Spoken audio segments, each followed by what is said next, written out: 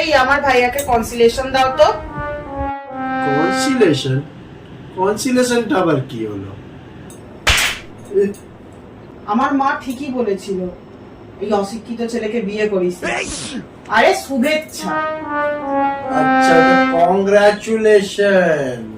কংগ্রাচুলেশনটা কিসের জন্য বলবো? আরে আমার ভাই প্রেগনেন্ট হয়েছে। তোমার ভাই প্রেগনেন্ট হয়েছে? ছেলেরা আবার কি করে প্রেগনেন্ট হলো রে ভাই? আরে অশিক্ষিত চাকরিতে প্রেগনেন্ট হয়েছে।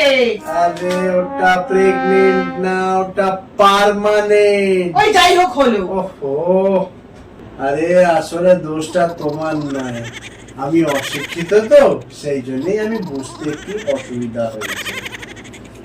ঠিকই কইছো, সারা জীবন তো আর কিছু করতে পারলে না, সেই সেই শুধু বাপ মায়ের পয়সাটা নষ্ট করেই গেল। একদম একদম।